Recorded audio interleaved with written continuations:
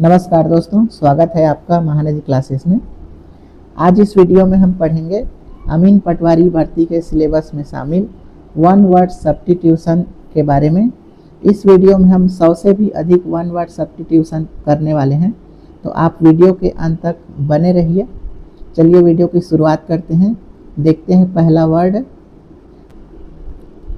A person who does not believe in God, यानी ऐसा व्यक्ति जो गॉड पर बिलीव नहीं करता है, यानी भगवान को न मानने वाला व्यक्ति, उसको कहा जाता है एथिस्ट यानी नास्तिक। सेकंड है a person who believe in God, जो भगवान पर भरोसा करता है, उसको कहते हैं थीस्ट यानी आस्तिक। तो इन दोनों को आपको याद रखना है। जो भगवान पर बिलीव नहीं करता वो नास्तिक है, एथिस्ट है, और जो भगवान पर बिलीव करता है वो थीस्ट है। नेक्स्ट हम देखते हैं असाई इनवर्ड फोकस्ड पर्सन, यानी ऐसा व्यक्ति जो शर्मीला है और इनवर्ड टाइप का है, यानी अपने आप से जो ज़्यादा बात करता है, मन के बात को मन में ही रख लेता है, ज़्यादा बोलता नहीं है, उसको कहते हैं इंट्रोवर्ट यानी अंतर्मुखी। इसी का जस्ट अपोजिट है एन आउटगोइंग एक्सप्रेसिव पर्सन, ऐसा व्यक्ति जो हर बात को तुरंत बोल देता है, मन में कुछ भी नहीं रखता, ऐसे व्यक्ति को बोलते हैं एक्सट्रोवर्ट यानी बहिर्मुखी व्यक्तित्व का आदमी। नेक्स्ट हम बढ़ते हैं अ पर्सन हु लव्स मैनकाइंड, ऐसा व्यक्ति जो मैनकाइंड यानी मानवता से प्रेम करता है, इसको कहा जाता है फिलेंथ्रोपिस्ट। आपको जहाँ भी मैनकाइंड दिख जाए यानी मानवता दिख जाए, तो आपको देख लेना है कि फिलेन शब्द मैनकाइंड से रिलेटेड है, फिलेन। तो फिलेंथ्रोपिस्ट यानी मानव प्रेमी। नेक्स्ट है a person who hates mankind, अब यहाँ पर ऐसा व्यक्ति जो मैनकाइंड यानी मानवता से नफरत करता है, हेट करता है, ये जस्ट इसका अपोजिट है, इसे कहेंगे मिसेंथ्रोपिस्ट। फिलेंथ्रोपिस्ट मानव प्रेमी, मिसेंथ्रोपिस्ट मानव का हेटर यानी मानव द्वेषी। तो ये दोनों एक दूसरे के अपोजिट हैं। बढ़ते हैं अगले प्रश्न की ओर। A person who hates women, वह व्यक्ति जो वुमेन से यानी महिलाओं से नफरत करता है, उसको कहा जाता है मिसोगाइनिस्ट।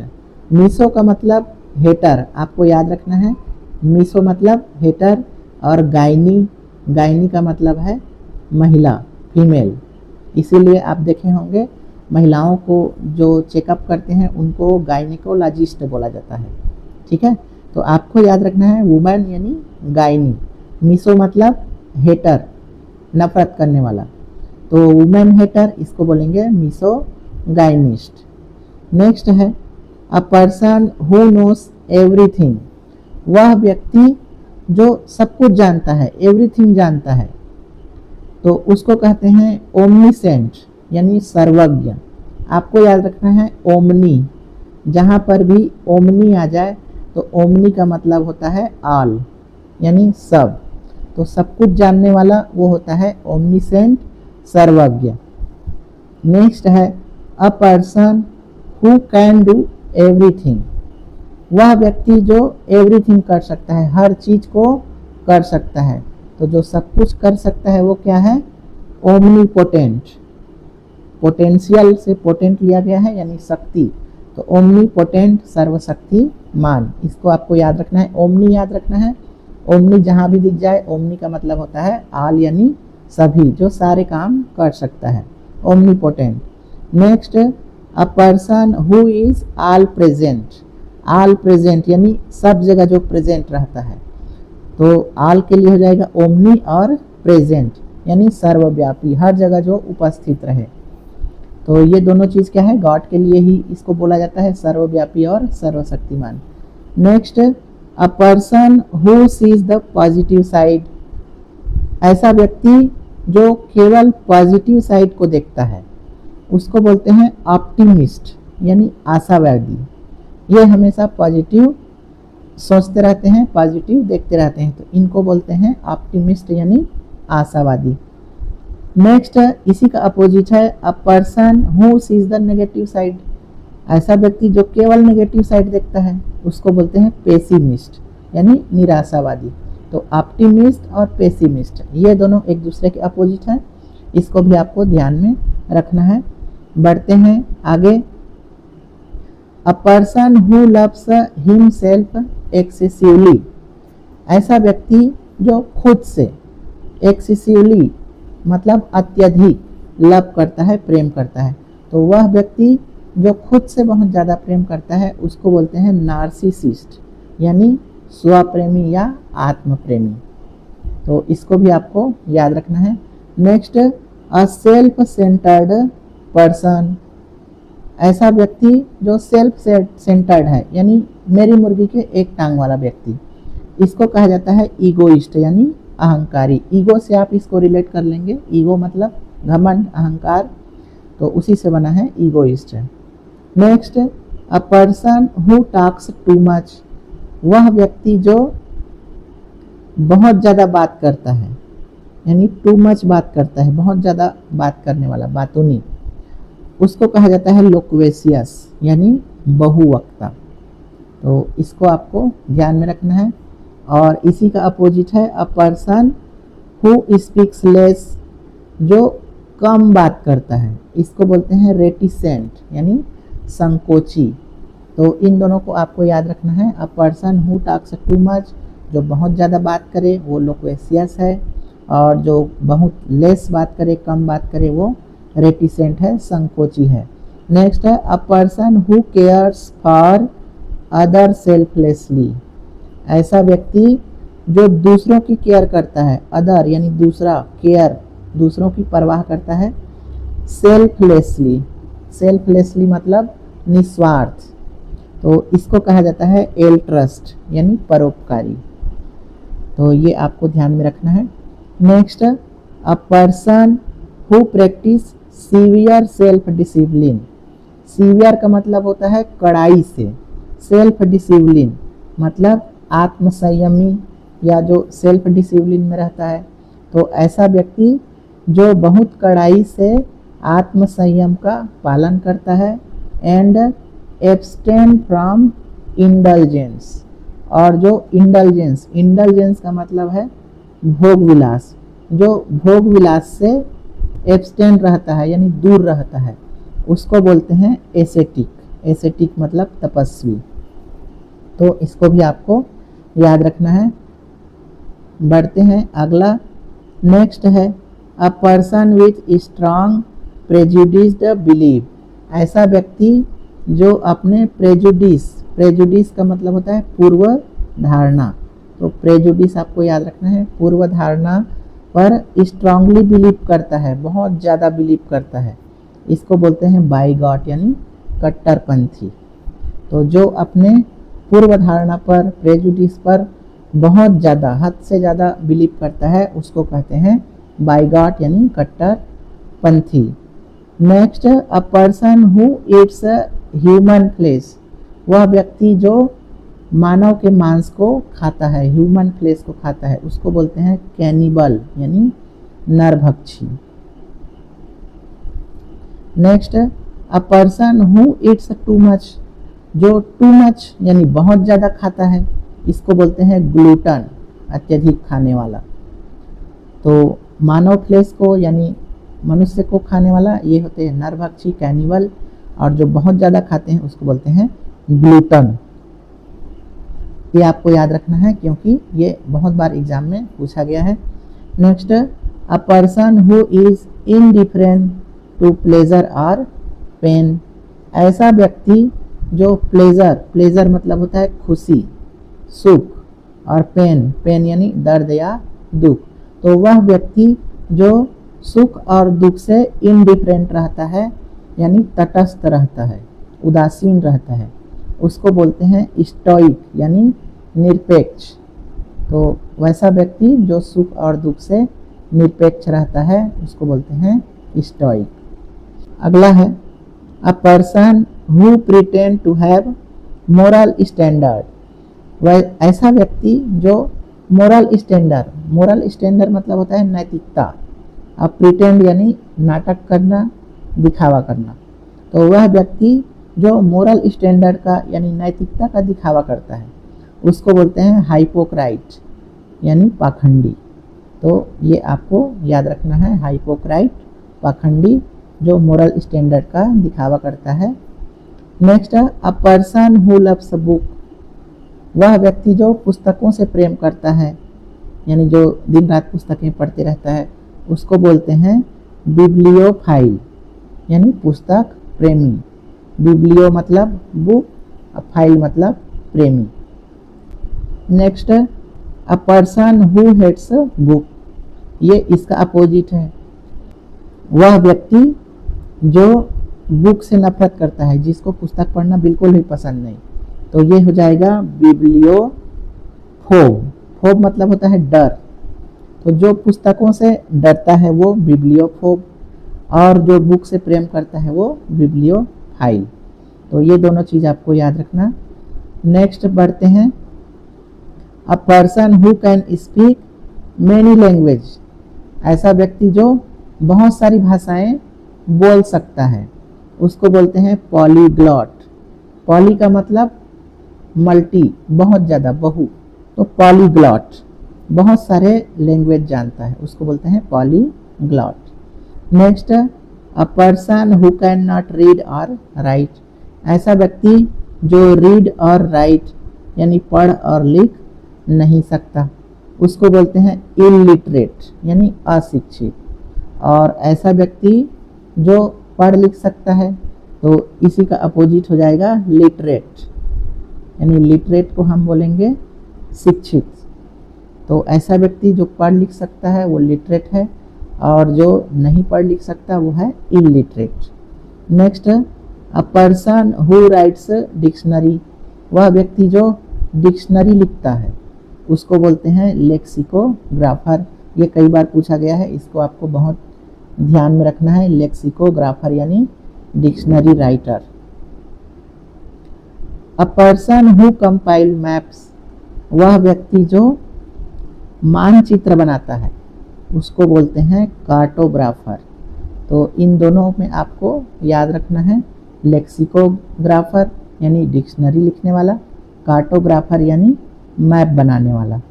तो ये दोनों चीज़ आपको ध्यान में रखना। नेक्स्ट है a person who studies earthquake, वह व्यक्ति जो अर्थक्वेक यानी भूकंप का अध्ययन करता है उसको बोलते हैं सीस्मोलॉजिस्ट यानी भूकंप का अध्ययन करने वाला, भूकंप विशेषज्ञ, सीस्मोलॉजिस्ट। और इसी में आपको याद रखना है कि जिसमें हम भूकंप की तरंगों का अध्ययन करते हैं उस ग्राफ को कहते हैं सीस्मोग्राफ। तो ये दोनों चीज़ आपको याद रखना है। तो भूकंप किससे मापते हैं ऐसा भी आ जाता है जीके में प्रश्न, तो सीस्मोग्राफ आपको याद रखना है, और रिक्टर स्केल भी आपको याद रखना है। ये दोनों चीज़ भूकंप मापने का है। तो जो इसका अध्ययन करे वो होता है seismologist. A person who study plants, वह व्यक्ति जो प्लांट का अध्ययन करता है यानी पौधे का अध्ययन करता है उसको बोलते हैं बोटानिस्ट यानी वनस्पति विशेषज्ञ। यानी वनस्पति शास्त्र को हम कहते हैं बॉटनी, तो बॉटनी से बना है बॉटनिस्ट। सेम इसी तरह से अ पर्सन हु स्टडीज एनिमल, जो जंतुओं का अध्ययन करता है उसको बोलते हैं जूलॉजिस्ट। तो जंतु का अध्ययन करना कहलाता है जंतु शास्त्र यानी जियोलॉजी, तो उसका अध्ययन करने वाला जूलॉजिस्ट। इसको आपको याद रखना है। बढ़ते हैं अगले प्रश्न की ओर। A person who study rocks, वह व्यक्ति जो चट्टान आदि का अध्ययन करता है उसको बोलते हैं जियोलॉजिस्ट यानी भूविज्ञानी। इन दोनों में आपको अंतर समझना है, जू और जियो। जू आ जाए तो जंतु और जियो आ जाए तो भूमि से रिलेटेड, लैंड से रिलेटेड। तो जियोलॉजिस्ट जो भूमि का अध्ययन करता है। Next a person who studies ancient remains, वह व्यक्ति जो एंशिएंट रिमेन मतलब प्राचीन अवशेष का अध्ययन करता है। तो जो प्राचीन अवशेष का अध्ययन करता है उसको बोलते हैं आर्कियोलॉजिस्ट यानी पुरातत्ववेत्ता। तो इसको आपको बहुत ध्यान से देख लेना है, ये कई बार पूछा जाता है। Next, a person who study star and space, जो तारों और अंतरिक्ष के बारे में अध्ययन करता है उसको बोलते हैं एस्ट्रोनॉमर यानी खगोल शास्त्री। तो जो ग्रह नक्षत्र के बारे में अध्ययन करता है, स्पेस के बारे में स्टडी करता है, उसको बोलते हैं एस्ट्रोनॉमर यानी खगोल शास्त्री। नेक्स्ट है a person who studies weather, जो वेदर का अध्ययन करता है यानी मौसम का अध्ययन करता है उसको बोलते हैं मेट्रोलॉजिस्ट यानी मौसम विज्ञानी। Next, a person who treats skin disease, जो स्किन डिसीज यानी त्वचा रोग को ठीक करता है उसको बोलते हैं डर्मेटोलॉजिस्ट। डर्म मतलब होता है स्किन, तो इसी से बना है dermatologist. Next, a person who treats eye disease, वह व्यक्ति जो आई डिजीज को, अब इधर जो हम देख रहे हैं वो सभी डिजीज के बारे में है, बीमारी के बारे में है। तो आई डिजीज यानी आँख का इलाज करने वाला उसको बोलते हैं ऑप्थेल्मोलॉजिस्ट यानी नेत्र विशेषज्ञ। नेक्स्ट है a person who treats children यानी बच्चों का डॉक्टर, जो चिल्ड्रन का ट्रीट करता है, इलाज करता है उसको बोलते हैं पेडियाट्रिशियन। तो पेडियाट्रिशियन यानी बाल रोग विशेषज्ञ, इसी पेडिया से ही पेडागॉजी बना है यानी बाल मनोविज्ञान। तो इसको आपको ध्यान में रखना है।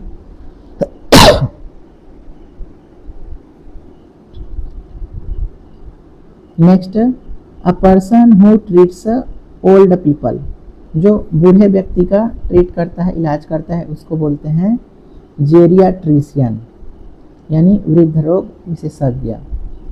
तो इसको आपको याद रखना है, जेरी आपको याद रखना है, जेरिया मतलब वृद्ध का इलाज करने वाला। अ person who treats mental illness यानी मानसिक बीमारी का इलाज करने वाला, ये होते हैं साइकियाट्रिस्ट यानी मानसिक रोग विशेषज्ञ।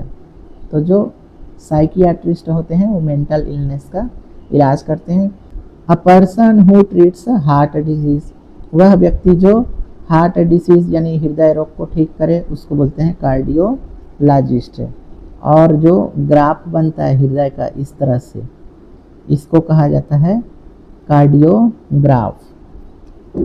Next, a person who treats cancer, जो कैंसर का इलाज करे उसको बोलते हैं ऑन्कोलॉजिस्ट। ये मोस्ट इम्पॉर्टेंट हो जाता है, ऑन्कोलॉजिस्ट यानी कैंसर विशेषज्ञ।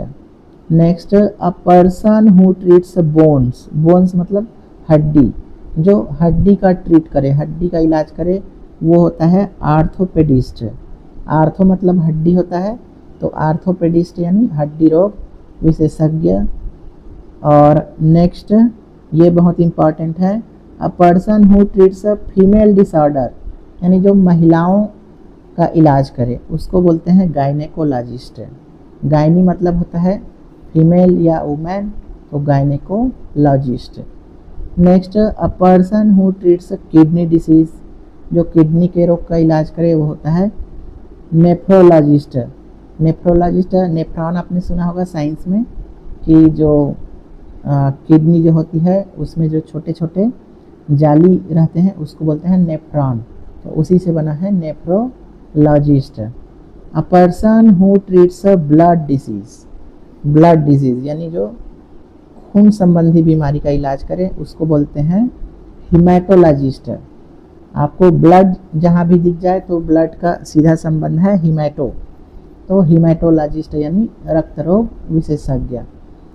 इसी तरह से next, study of word origin. Word origin मतलब शब्द उत्पत्ति, शब्द उत्पत्ति का जो अध्ययन करता है उसको बोलते हैं इटाइमोलॉजिस्ट यानी इटीमोलॉजी।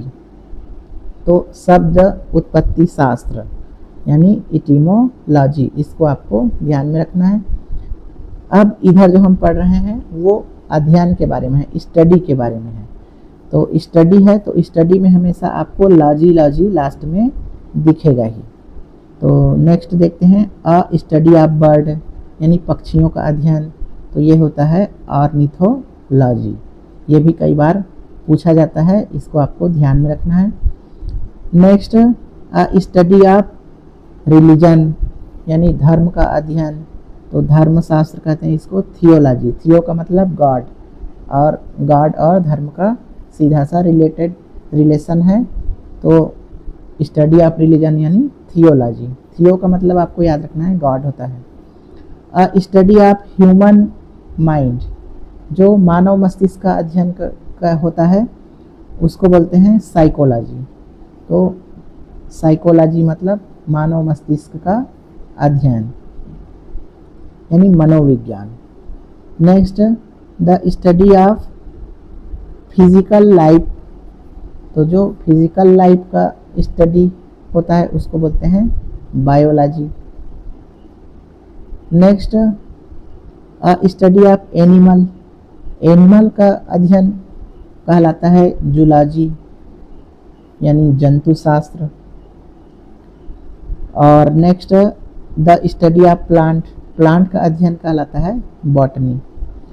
तो लाइफ साइंस यानी जीवन का जो अध्ययन करे उसको कहते हैं बायोलॉजी। और इसी बायोलॉजी के दो शाखा होते हैं, एक में हम जंतु का अध्ययन करते हैं और एक में हम वनस्पति का अध्ययन करते हैं।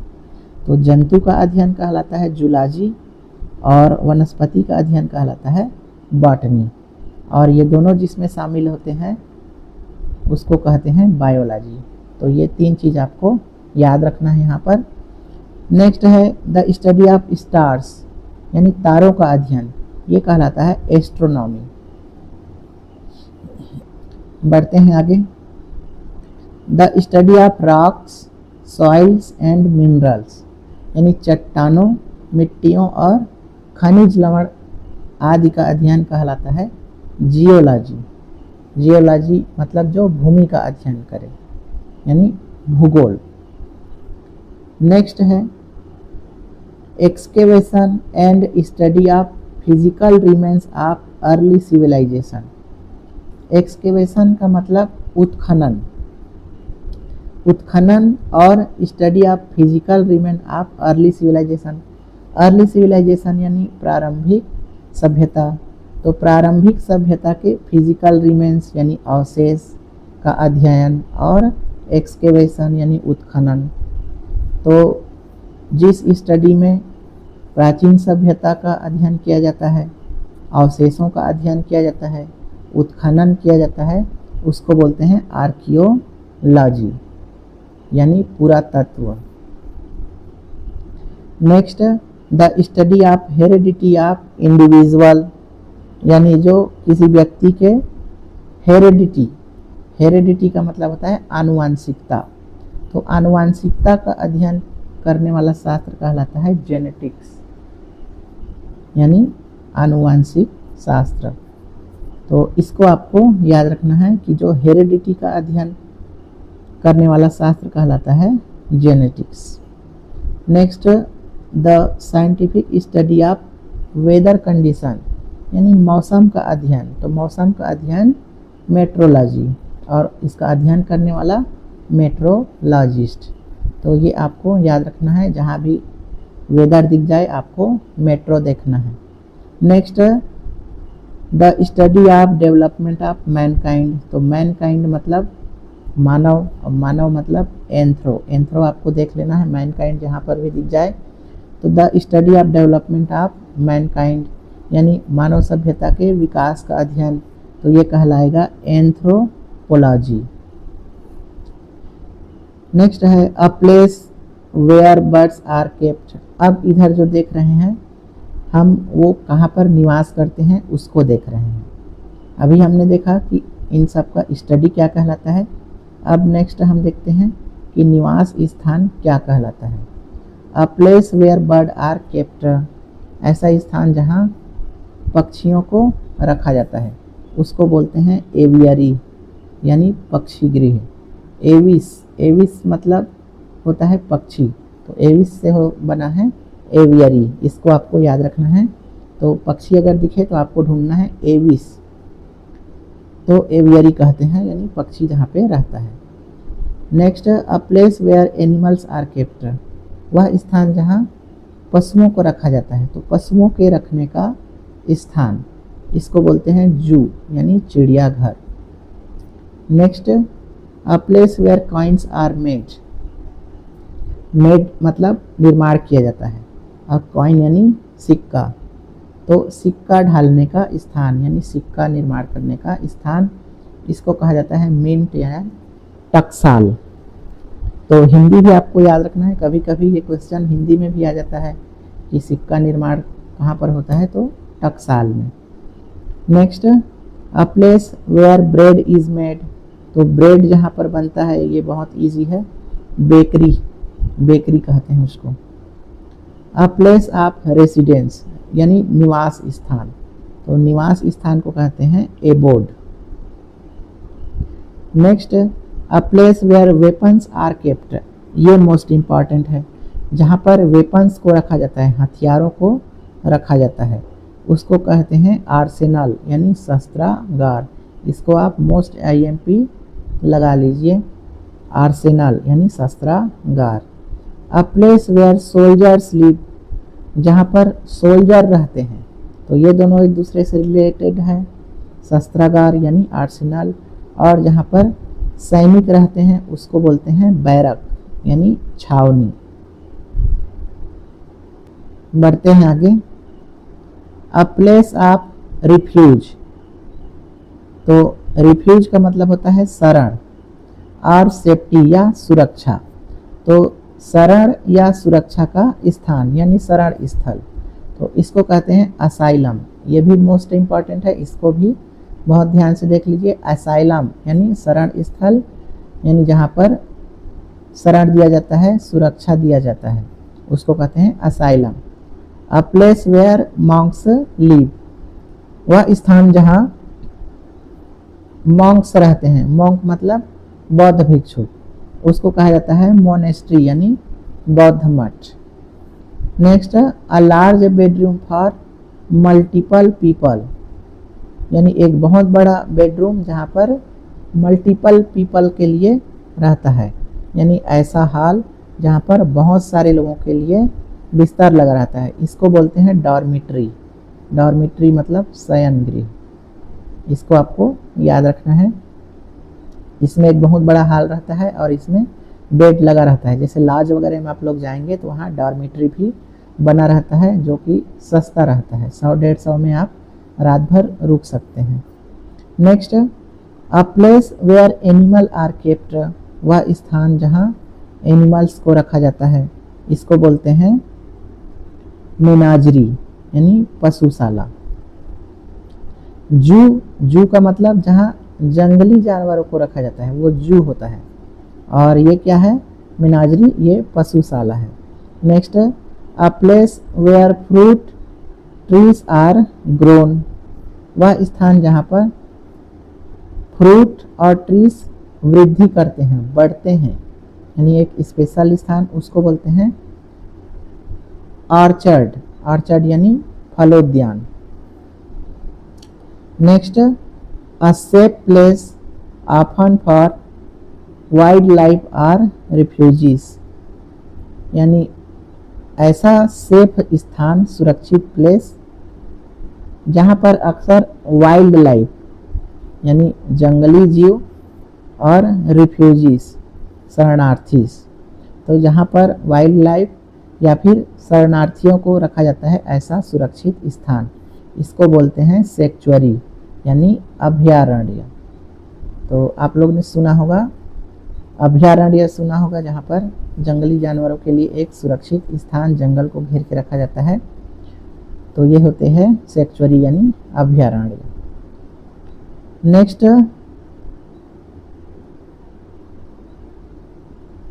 A speech in press of someone, यानी किसी के प्रेस में, प्रशंसा में बोला गया स्पीच, इसको बोलते हैं यूलॉजी यानी प्रशंसा भाषण। तो किसी के तारीफ में बोला गया स्पीच वो कहलाता है यूलॉजी, ये भी आपको ध्यान में रखना है। Next, a speech by one person, एक व्यक्ति के द्वारा दिया गया संवाद, यानी एक व्यक्ति का संवाद, ये कहलाता है मोनोलॉग। और मोनो मतलब एक होता है, लॉग यानी स्पीच, भाषण। तो एक व्यक्ति का संवाद monologue. A speech by two people, दो लोगों का संवाद, डायलॉग। डाई मतलब दो, लॉग यानी बातचीत, तो संवाद, डायलॉग। इसको आपको ध्यान में रखना है, हम लोग इसको डायलॉग डायलॉग बोलते हैं, ये वही है। डायलॉग यानी दो लोग बोलते हैं, मोनोलॉग मतलब एक व्यक्ति भाषण दे रहा है। अ स्पीच बाय मेनी, अब जब बहुत सारे लोग स्पीच देते हैं तो उसको बोलते हैं कोलोक।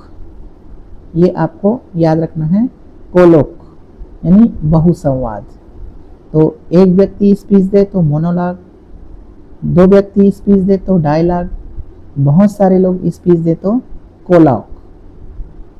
Next, a speech too long and dull, यानी बहुत लंबा भाषण और उबाऊ भाषण, इसको बोलते हैं हैरांग। तो हैरांग आपको याद रखना है, बहुत उबाऊ भाषण और बहुत लंबा भाषण, इसको बोला जाता है हैरांग। नेक्स्ट हम देखते हैं a short story with a moral, यानी छोटी सी स्टोरी लेकिन वो नैतिक हो, इसको कहा जाता है फेबल, यानी नैतिक शिक्षा वाली छोटी सी स्टोरी, यानी जो लोक कथाएं होती हैं वो, लेकिन लोक कथा नहीं, उसको फोक टेल कहते हैं लोक कथा को। तो फेबल मतलब छोटी छोटी नैतिक कहानियाँ, उसको कहा जाता है फेबल। नेक्स्ट है अ लॉन्ग हेरोइक पोयम, यानी बहुत लंबा हेरोइक पोयम, इसको कहा जाता है एपिक। एपिक यानी महाकाव्य, एक ऐसा पोयम जो कि नायक पर आधारित हो और वो बहुत लंबा हो, तो इसको कहा जाता है एपिक यानी महाकाव्य। Next, a life story written by one self, यानी एक ऐसी लाइफ स्टोरी जो वन सेल्फ यानी खुद के द्वारा लिखी गई। तो खुद के द्वारा लिखी गई लाइफ स्टोरी, ये कहलाता है ऑटोबायोग्राफी, यानी आत्मकथा, यानी खुद की कहानी खुद लिखना। तो ऑटो मतलब स्वयं, बायोग्राफी मतलब कथा, तो ऑटोबायोग्राफी स्वयं की कथा, आत्मकथा। A life story written by another, ऐसी लाइफ स्टोरी जो दूसरे के द्वारा लिखी जाए, इसको कहते हैं बायोग्राफी यानी जीवनी। तो ये दोनों चीज़ आप एक जगह याद रखेंगे, और ये इस वन वर्ड सब्स्टिट्यूशन का सबसे इम्पॉर्टेंट है, बायोग्राफी और ऑटोबायोग्राफी, क्योंकि ये हजारों बार अब तक पूछा जा चुका है एग्ज़ाम्स में। तो इन दोनों को आपको याद रखना है, यानी खुद की कहानी खुद लिखना ऑटोबायोग्राफी, और किसी और की कहानी लिखना बायोग्राफी। हिंदी में इसको जीवनी और आत्मकथा कहते हैं। नेक्स्ट है a story with imaginary character, यानी इमेजिनरी कैरेक्टर वाली कहानी, इसको कहा जाता है काल्पनिक कथा यानी फिक्शन, यानी जो चीज़ सही नहीं है, कल्पना के आधार पर कहानी लिखना, उसको कहते हैं fiction. Next, an inscription on tombstone, tombstone यानी कब्र के जो पत्थर होते हैं उस पर लिखा हुआ इंस्क्रिप्शन यानी लेख, तो कब्र के पत्थर पर लिखा हुआ लेख, उसको कहा जाता है एपिताफ। एपिताफ यानी समाधि लेख। तो ये भी मोस्ट इम्पॉर्टेंट हो जाता है, इसको आपको याद रखना है, एपिताफ यानी समाधि लेख। Next, a notice of someone's death, यानी किसी के मौत की सूचना, यानी शोक पत्र, इसको कहा जाता है ओबिचुअरी यानी मृत्यु लेख। नेक्स्ट है अ मॉकिंग और आयरॉनिक रिमार्क्स। मॉकिंग का मतलब होता है उपहास करना, आयरॉनिक यानी व्यंग्य, तो किसी का उपहास करना या आयरॉनिक रिमार्क यानी व्यंग्यपूर्ण उसको कुछ कहना, तो ये कहलाता है सार्गेज़म। सार्गेज़म यानी व्यंग्य। तो इनडायरेक्ट रूप से किसी को सुनाना ये कहलाता है व्यंग्य सार्गेज्म। इसको भी आपको याद रखना है। नेक्स्ट हम बढ़ते हैं, अ valuable object passed down generation, यानी ऐसी महत्वपूर्ण या मूल्यवान वस्तु जो पास डाउन यानी चली आ रही है, जनरेशंस यानी पीढ़ियों से, तो पीढ़ियों से चली आ रही मूल्यवान वस्तु यानी एक पीढ़ी से दूसरे पीढ़ी, इसको कहते हैं एलुम्स। एलुम्स यानी पैतृक संपत्ति। Next, a remedy for all disease, इसको कहते हैं panacea. A remedy for all disease यानी सभी बीमारियों का इलाज, रेमेडी यानी इलाज, तो सभी बीमारी का इलाज इसको बोलते हैं पेनासिया, और हिंदी में इसको बोलते हैं रामबाण। तो रामबाण यानी पेनासिया, जो हर चीज़ का इलाज हो। तो अ रेमेडी फॉर ऑल डिसीज ये भी बहुत बार पूछा गया है, इसको भी आपको ध्यान रखना है। पेनासिया, पेनासिया मतलब रामबाण इलाज। अ रेमेडी फॉर टूथेक, तो टूथ मतलब दांत, टूथेक यानी दांत का दर्द, हेडेक मतलब सिर का दर्द, वैसे ही टूथेक, टूथेक यानी दांत का दर्द। तो दांत के दर्द की दवा ये कहलाता है एनाल्जेसिक। तो एनाल्जेसिक मतलब दंत शूल निवारण यानी दांत के दर्द की दवा। Next, a medicine to induce sleep, वह दवा जो स्लीप को इंड्यूस करे यानी उसको प्रेरित करे, यानी नींद लाने वाली दवा। तो नींद लाने वाली दवा को कहते हैं सेडेटिव। सेडेटिव यानी नींद की दवा। Next, a medicine to kill germs, यानी जर्म्स को, जर्म्स यानी जीवाणुओं को किल करने वाली मेडिसिन, ये कहलाती है एंटीसेप्टिक। नेक्स्ट है a medicine to kill germs, germs मतलब जीवाणु, तो जीवाणुओं को किल करने की मेडिसिन ये कहलाता है एंटीसेप्टिक यानी जीवाणुनाशक, जंतुनाशक। Next, a medicine to prevent infection, यानी इन्फेक्शन के प्रिवेंट के लिए दिया जाने वाला मेडिसिन, तो इसको कहते हैं वैक्सीन यानी टीका। तो ये आपको याद रखना है, इन्फेक्शन से बचाव के लिए जो मेडिसिन है वो कहलाता है vaccine. Next, a medicine to kill insect, insect मतलब कीड़े मकोड़े, तो कीड़े मकोड़े को मारने की मेडिसिन ये है इंसेक्टिसाइड यानी कीटनाशक। तो इंसेक्टिसाइड आपको याद रखना है, इंसेक्ट से बना है इंसेक्टिसाइड यानी कीटनाशक। Next, a medicine to destroy rat, यानी चूहे को डिस्ट्रॉय करने की दवा, चूहे मारने की दवा, ये कहलाता है रोडेंटिसाइड। रोडेंटी मतलब, रोडेंट का मतलब होता है जो कुतरने वाले जंतु होते हैं या जीव होते हैं, जैसे कि चूहा, गिलहरी, उसको कहा जाता है रोडेंट। तो रोडेंटिसाइड यानी चूहा मारने की दवा। A person who walks while sleeping, walk यानी चलना, स्लीपिंग यानी सोना, तो नींद में चलना, तो नींद में चलने वाला व्यक्ति ये कहलाता है सोमनेम्बुलिस्ट। तो सोमनेम्बुलिस्ट कहलाता है नींद में चलने वाला व्यक्ति। इसमें आपको याद रखना है सोमना, सोमना मतलब स्लीपिंग से रिलेटेड, तो जहाँ पर भी स्लीपिंग दिख जाए वहाँ पर आपको सोमना शब्द ढूंढना है। A person who Yeats while sleeping, अब स्लीपिंग के दौरान खाने वाला यानी नींद में खाने वाला व्यक्ति ये कहलाता है सोमनोफेजिस्ट। तो सोमना मतलब स्लीपिंग और फैजिस्ट यानी खाना, तो सोमनोफेजिस्ट खाने वाला, सोमनाम्बुलिस्ट नींद में चलने वाला। अ पर्सन हु लव्स डार्कनेस यानी अंधेरे से प्रेम करने वाला व्यक्ति, वो कहलाता है नाइक्टोफाइल यानी अंधेरे का प्रेमी, निक्टोफाइल, ये आपको याद रखना है। निक्टो मतलब डार्कनेस, ये आपको ध्यान में रखना है। A person who fears darkness, ये इसका अपोजिट है।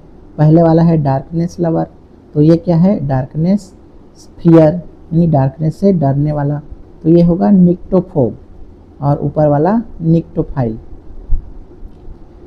नेक्स्ट है a person who fears water, जो पानी से डरता है उसको बोलते हैं हाइड्रोफोब, हाइड्रो यानी जल।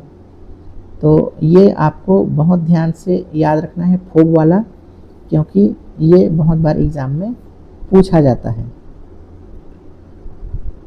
Next a person who fears darkness, तो ये हमने देख लिया, ये निक्टोफोब है।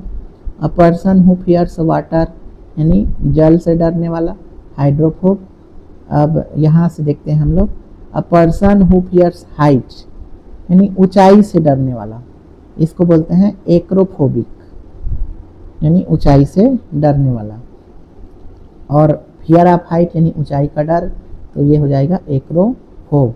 तो एक्रो आपको दिख जाए तो एक्रो से रिलेट है हाइट का। Next a person who fears open space यानी खुले स्थान से जिसको भय लगता है, डर लगता है, वो है एगोराफोबिक। ये आपको याद रखना है, खुले स्थान से डरने वाला एगोराफोबिक।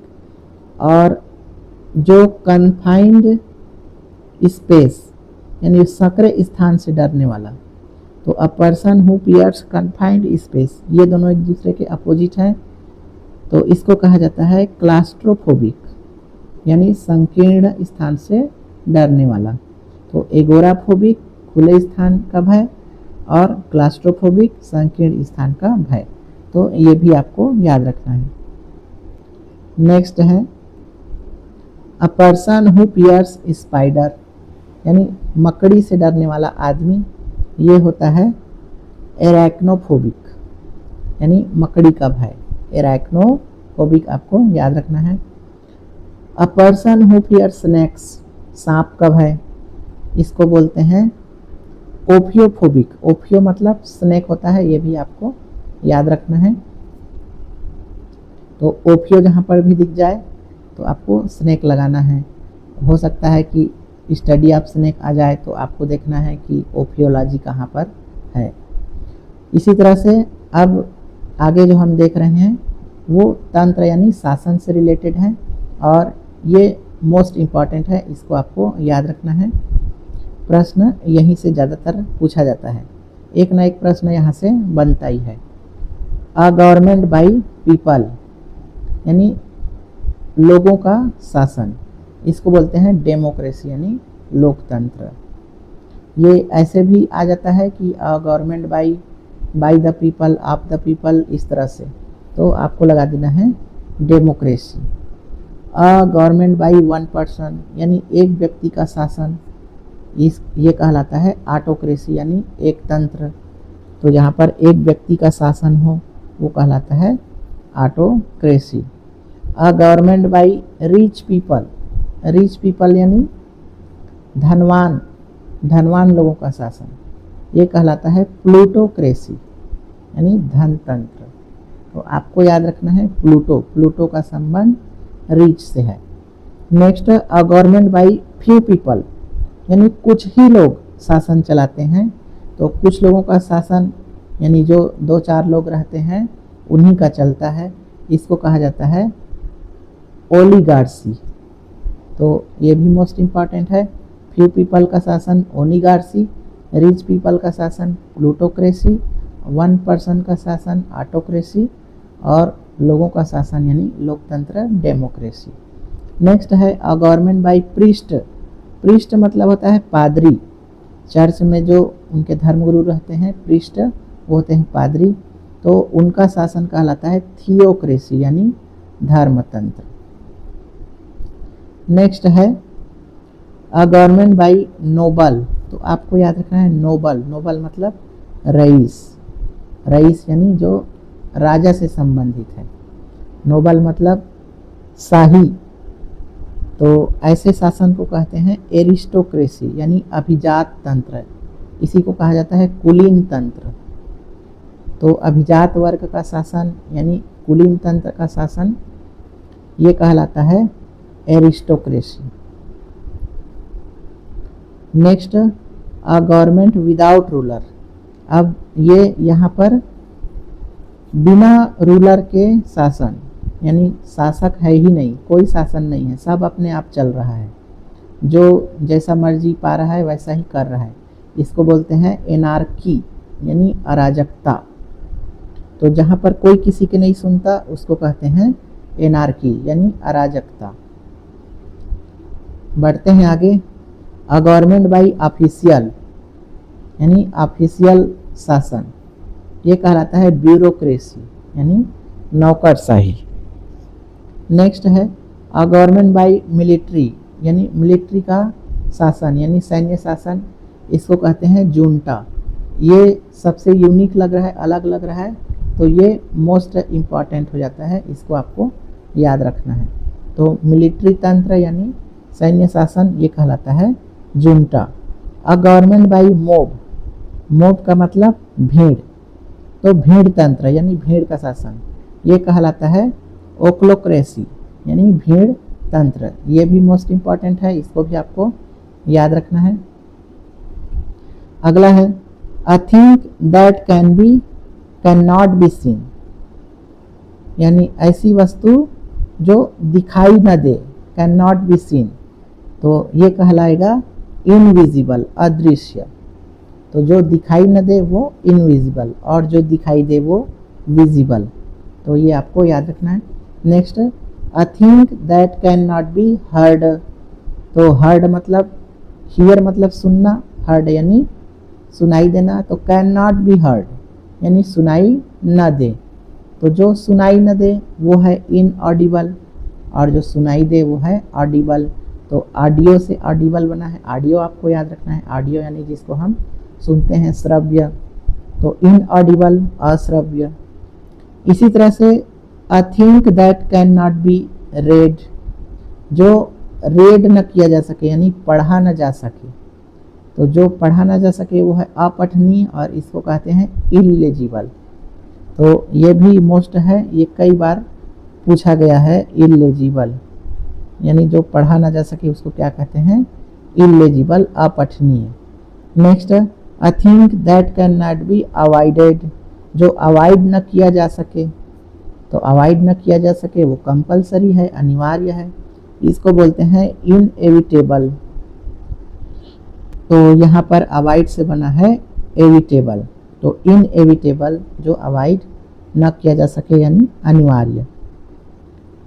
Next a thing that can not be cured, यानी जिसका इलाज न किया जा सके, जिसका क्योर नहीं है, इलाज नहीं है, उसको बोलते हैं इनक्योरेबल, यानी ला इलाज।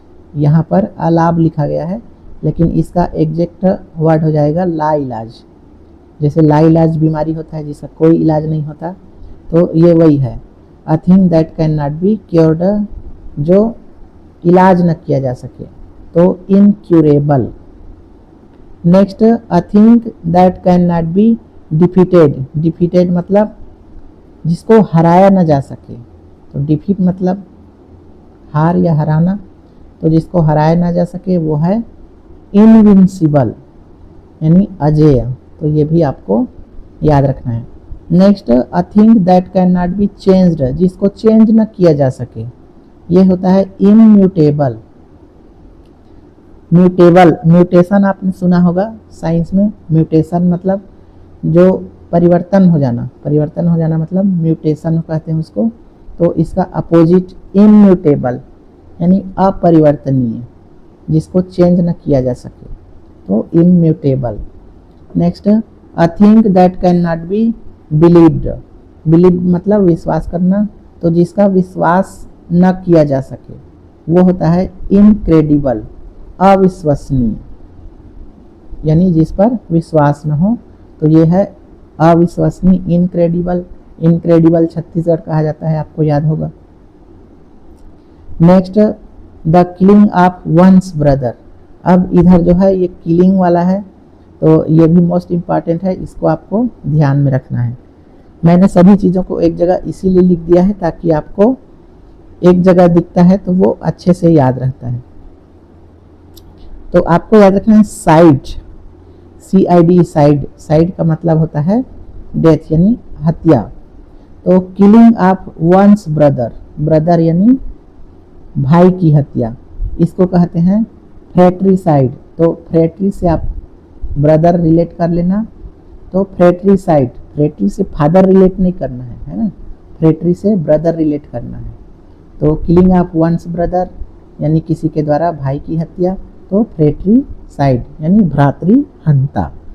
अ किलिंग ऑफ लार्ज ग्रुप और रेस यानी लार्ज ग्रुप को, यानी पूरा एक समूह को खत्म कर देना, या रेस, रेस मतलब उसकी प्रजाति को ही खत्म कर देना, तो इसको कहते हैं जेनोसाइड यानी नरसंहार। तो killing of large group genocide, या फिर किलिंग ऑफ रेस, पर पूरी प्रजाति ही खत्म कर देना, ये कहलाता है जेनोसाइड। जैसे कि हिटलर ने यहूदियों का किया था, जेनोसाइड किया था। नेक्स्ट है the killing of a person, किसी व्यक्ति की हत्या, तो ये कहलाएगा होमिसाइड यानी मानव हत्या। The killing of an infant, infant मतलब भ्रूण, शिशु, तो इन्फेंटिसाइड यानी शिशु हत्या, ये भी आपको याद रखना है। Next the killing of one self, one self मतलब खुद, तो खुद की हत्या सुइसाइड, इसको कहते हैं सुसाइड, आत्महत्या। Next a thing that can not B explain, जो एक्सप्लेन न किया जा सके उसको बोलते हैं इनएक्सप्लिकेबल, यानी जो एक्सप्लेन न किया जा सके, तो इनएक्सप्लिकेबल अकथनीय, जो बताया न जा सके, जो कहा न जा सके, इनएक्सप्लिकेबल, ये भी आपको याद रखना है। Next a person who is fond of technology, ऐसा व्यक्ति जो टेक्नोलॉजी प्रेमी हो उसको बोलते हैं टेक्नोफाइल। फाइल आपको याद रखना है, फाइल का मतलब लवर यानी प्रेमी, तो टेक्नोलॉजी प्रेमी तो टेक्नोफाइल। नेक्स्ट है अ लवर ऑफ वर्ड यानी शब्द प्रेमी, इसको बोलते हैं लोगोफाइल, तो lover of words logophile. A cat lover यानी बिल्ली प्रेमी, इसको बोलते हैं एल्यूरोफाइल, तो ये मोस्ट इम्पॉर्टेंट है कैट लवर, ये थोड़ा अलग वर्ड है, तो ऐसा वर्ड जो है एग्जाम में आता है, तो cat lover ailurophile. Dog lover साइनोफाइल, ये आपको याद रखना है, साइन, साइन मतलब डॉग, तो साइनोफाइल dog lover, ailurophile cat lover, तो ये दोनों मोस्ट इम्पॉर्टेंट है। A person who is fond of wine, तो जो वाइन प्रेमी है उसको बोलते हैं ओइनोफाइल, तो ये उतना इम्पॉर्टेंट नहीं है, फिर भी आपको याद रख लेना है। ये सबसे इम्पॉर्टेंट है a book of, a lover of book यानी बुक लवर, ये है बिब्लियोफाइल, बिब्लियो का मतलब बुक होता है, फाइल यानी प्रेमी, तो lover of book bibliophile. A lover of sea यानी जिसको समुद्र ज़्यादा अच्छा लगता है, समुद्र प्रेमी, तो ये है थैलेसोफाइल, तो थैलेसोफाइल समुद्र प्रेमी। अ person who loves forest and trees यानी जिसको जंगल और पेड़ पौधे से प्रेम हो, तो उसको कहते हैं डेंड्रोफाइल, तो डेंड्रोफाइल यानी जंगल प्रेमी या फॉरेस्ट प्रेमी। बढ़ते हैं आगे। नेक्स्ट अ लवर ऑफ सन, तो सन से जो प्रेम करे वो है हेलियोफाइल, तो ये आपको याद रखना है, सन और Helio. A person who loves novelty and trends, जो ट्रेंड्स और नोवेल्टी यानी नवीन चीज़ों से प्रेम करने वाला, इसको बोलते हैं नियोफाइल यानी नवीन प्रेमी, जो नई नई चीज़ों से, जो ट्रेंडिंग चीज़ें हैं उनसे प्रेम करे उसको कहते हैं नियोफाइल। नेक्स्ट है one who heads of college यानी कॉलेज का जो हेड होता है उसको क्या कहते हैं, तो उसको कहते हैं डीन, तो कॉलेज का हेड डीन कहलाता है, यूनिवर्सिटी का हेड चांसलर कहलाता है यानी कुलपति कहलाता है, तो ये आपको याद रखना है, कॉलेज का हेड डीन और चांसलर यूनिवर्सिटी का हेड नेक्स्ट है one who rule a country, यानी किसी देश पर शासन करने वाला, तो ये कहलाता है मोनार्क यानी सम्राट। तो जो किसी देश पर शासन करे वो मोनार्क है यानी सम्राट है। Next one who lives in desert, जो डेजर्ट में रहता है, तो जो डेजर्ट में रहता है वो है नोमैड। नोमैड मतलब होता है खाना बदोश, तो आपको याद रखना है नोमैड मतलब खाना बदोश, जो डेजर्ट में यानी रेगिस्तान में निवास करते हैं। तो जो भेड़ वगैरह चराते हैं, ऊँट वगैरह, तो वो क्या है, नोमैड है, खाना बदोश है, एक जगह वो कभी रहते नहीं हैं। One who travels for knowledge, जो नॉलेज के लिए, ज्ञान के लिए यात्रा करता है, उसको बोलते हैं पिलग्रिम। तो ज्ञान के लिए यात्रा करने वाला कहलाता है पिलग्रिम। और पिलग्रिमेज यानी तीर्थ यात्रा, ये आपको याद रखना है। One who travel for pleasure, जो प्लेजर के लिए, खुशी के लिए, मजे के लिए ट्रेवल करता है, यात्रा करता है, उसको बोलते हैं टूरिस्ट यानी पर्यटक। तो जो प्लेजर के लिए यात्रा करता है टूरिस्ट, जो नॉलेज के लिए यात्रा करता है वो pilgrim. Next one who travels through seas, जो समुद्र यात्रा करता है उसको बोलते हैं मैरिनर। तो समुद्र यात्री को बोलते हैं mariner. One who travels in space, यानी स्पेस की यात्रा करने वाला, तो इसको बोलते हैं एस्ट्रोनॉट यानी अंतरिक्ष यात्री। वन हु ट्रेवल्स अंडरग्राउंड, ये मोस्ट इम्पॉर्टेंट है, ये यूनिक लग रहा है, जो अंडरग्राउंड यात्रा करता है उसको बोलते हैं स्पेलंकर। तो स्पेलंकर यानी अंडरग्राउंड यात्रा करने वाला। Next one who eats a plant and flesh, जो प्लांट यानी पत्ते और फ्लेश यानी मांस, यानी जो शाकाहार और मांसाहार दोनों हो, यानी जो साग सब्जी भी खाता हो और जो मांस मछली भी खाता हो, तो ऐसे को कहते हैं ओमनीवोर यानी सर्वाहारी। तो ओमनीवोर को कहते हैं सर्वाहारी। नेक्स्ट इसी में आपको याद रखना है, जो केवल प्लांट खाता हो यानी शाकाहार, इसको बोलते हैं हार्बीवोर यानी शाकाहार, और इसके खाने वाले को बोलते हैं हार्बीवोरस। और जो मांस खाता है, फ्लेश खाता है, उसको बोलते हैं कार्निवोर यानी शाकाहार, और उसके खाने वाले को बोलेंगे कार्निवोरस। तो कार्निवोरस शाकाहारी, कार्निवोरस मांसाहारी, हार्बीवोरस शाकाहारी, और ओमनीवोरस यानी सर्वाहारी। तो ये तीन चीज आपको एक जगह याद कर लेना है, लिख लेना है, कार्निवोरस, हार्बीवोरस और ओमनीवोरस। तो हार्बी यानी हर्बल से रिलेटेड है, यानी ये पेड़ पौधे से रिलेटेड है, तो उससे आप समझ लेना हार्बीवोरस यानी साग सब्जी खाने वाला। नेक्स्ट हम देखते हैं who lives in water and land, जो पानी और भूमि दोनों पर रहे, यानी जो जल और थल दोनों में रहे, उसको बोलते हैं एम्फीबियन यानी उभयचर। ये भी अक्सर पूछा गया है, तो ये भी मोस्ट आईएमपी है एम्फीबियन। तो एम्फीबियन मतलब उभयचर, जो जल और थल दोनों में रहे। नेक्स्ट अब यहाँ पर फिर हम थोड़ा किलिंग वाला देख लेते हैं, ये भी मोस्ट इम्पॉर्टेंट है। किलिंग ऑफ वंस वाइफ यानी पत्नी की हत्या, ये कहलाता है यूक्जोरीसाइड, इसको आपको याद रखना है। नेक्स्ट किलिंग ऑफ वंस सन, पुत्र हत्या, फिलिसाइड। तो इसमें से एक ना एक आता ही है, इसको आपको याद रख लेना है। तो wife's killing, uxoricide, sons killing, filicide.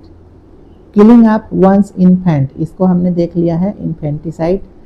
Killing of one's race यानी पूरी प्रजाति को खत्म कर देना, यह है जेनोसाइड, ये भी हमने देख लिया।